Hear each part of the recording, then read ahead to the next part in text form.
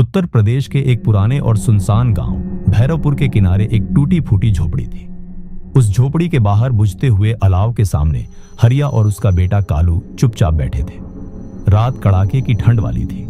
चारों तरफ ऐसा सन्नाटा फैला था जैसे पूरा गांव किसी अजीब डर में डूबा हुआ हो। हवा में ठंडी सरसराहट थी और दूर कहीं कुत्तों के रोने की आवाज सुनाई दे रही थी।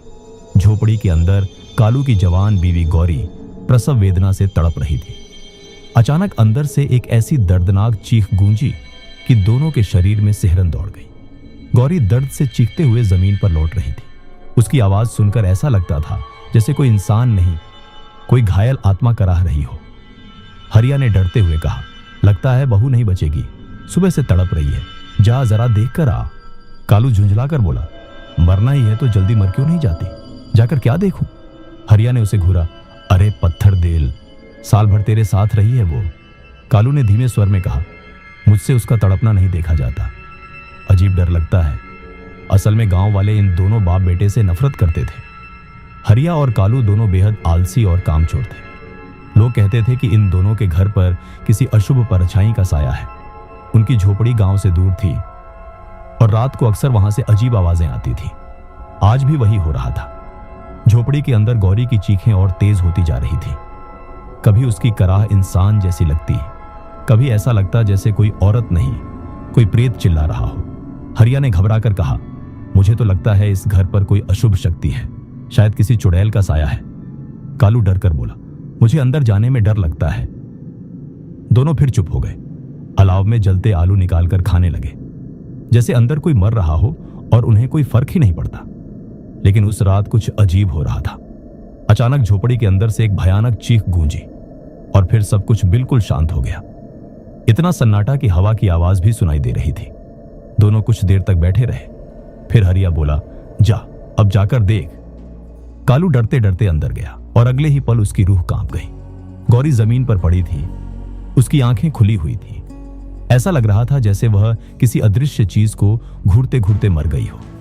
उसके चेहरे पर डर ऐसा जमे था जैसे मरते समय उसने कुछ भयानक देख लिया हो। कमरे में अजीब ठंडक थी। कालू घबराकर बाहर भागा।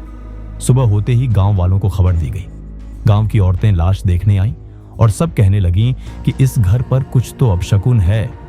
गांव वालों ने मिलकर पैसे इकट्ठे किए ताकि गौरी का कफन और अंतिम संस्कार हो सके। हरिया और कालू पैसे लेकर बाजार की ओर निकल पड़े, लेकिन रास्ते में उन्हें एक पुरानी शराब की ढाबा दिख गई। हरिया बोला, कफन तो जल ही जाएगा, क्यों ना आज कुछ अच्छा खा लिया जाए। कालू ने भी हामी भर दी और दोनों कफन के पैसों से शराब पीने लगे। धीरे धीरे रात गहराने लगी। नशे में डूबे दोनों हंसते हंसते बातें कर रहे थे। तभी अचानक तेज हवा चली और शराब खाने के बाहर खड़ी लालटेन अपने आप बुझ गई। कालू ने नशे में ही कहा, दादा, अगर गौरी की आत्मा पूछे कि कफन कहां है तो क्या जवाब देंगे?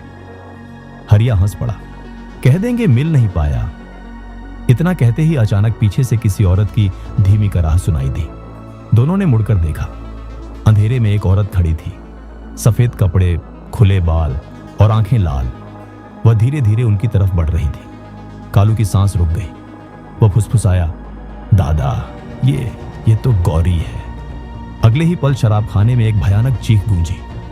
सुबह जब लोगों ने वहां देखा तो हरिया और कालू दोनों जमीन पर पड़े थे।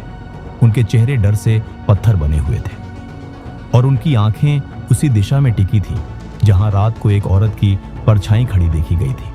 कहते हैं उस रात के बाद से भैरवपुर गांव में कोई भी उस शराब खाने के पास नहीं जाता, क्योंकि देर रात वहां से आज भी एक औरत की दर्द भरी आवाज सुनाई देती है, मेरा कफन कहां है?